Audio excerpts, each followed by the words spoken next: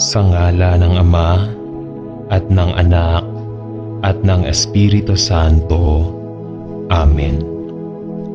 Mahal naming Diyos, lahat ng kapangyarihan ay sa iyo.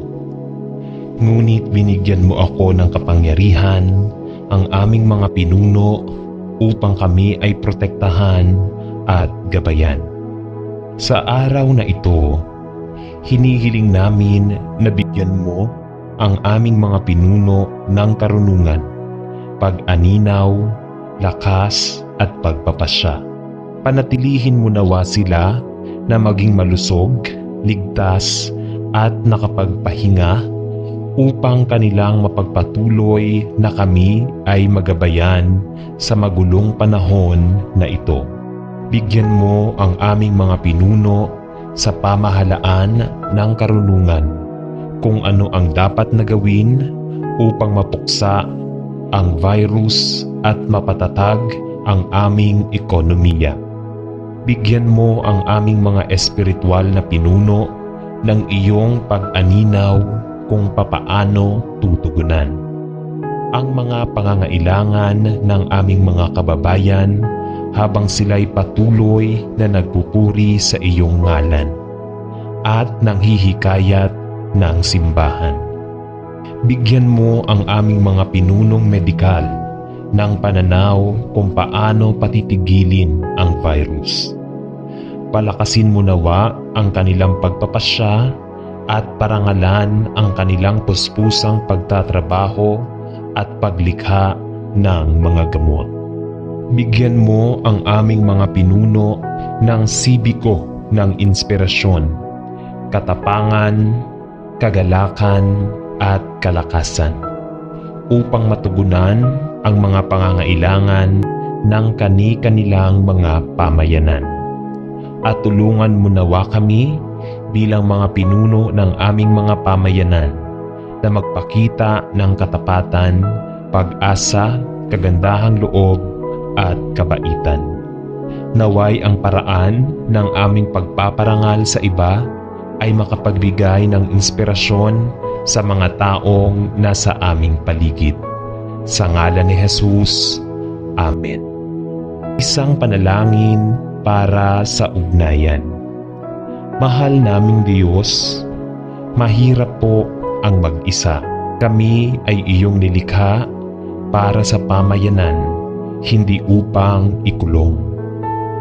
Ngunit kami nagpapasalamat na kahit gaano kami nalulungkot sa aming pag-iisa, hindi mo kami iniiwan ni pinababayaan.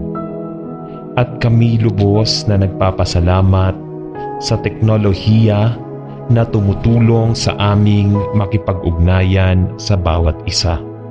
Sa araw na ito, paalalahanan po ninyo kami na ang social distancing at isolation na ito ay hindi magtatagal magpakailanman. Bigyan po ninyo kami ng lakas upang mapagtiisan ang mahirap na panahon na ito. At palalimin po ninyo sana ang aming ugnayan sa iyo at iyong bayan. Biyayaan po ninyo kami ng dagdag na dosis ng iyong pag-ibig, kapayapaan, pag-asa at kagalakan. Dahil kailangan po namin ang mga ito.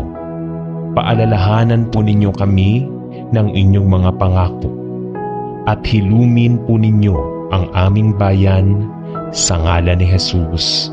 Amen.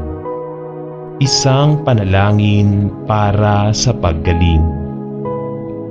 Aming Diyos, sinasabi ng iyong salita na kapag tumawag sa iyo ang iyong bayan, sila'y iyong pakikinggan, sasamahan, sasaklolohan at ililigtas. Pagkalooban mo sana ninyo kami ng isang mabilis at mapaghimalang pagtatapos sa kadilimang ito ng mundo. Kahit dumating po ang iyong paggaling sa araw na ito, sa susunod na linggo o sa susunod na buwan. Naniniwala po kami na pagagalingin mo ang mundong ito. patuloy po kaming magpupuri sa iyo habang kami naghihintay ng mga kasagutan. Mangyaring iligtas mo po kami sa ngalan ni Jesus. Amen. Isang panalangin ng pasasalamat.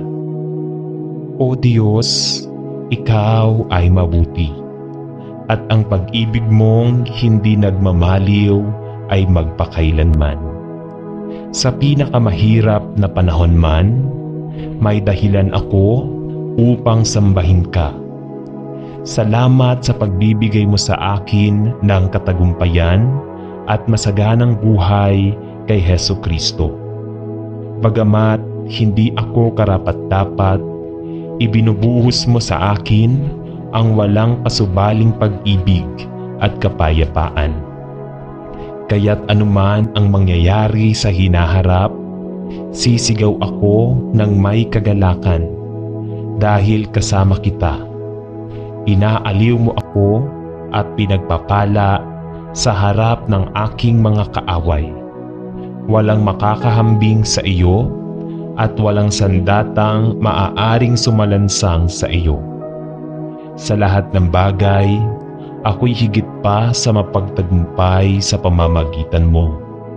Maluwalhati ka sa pamamagitan ko, O Diyos.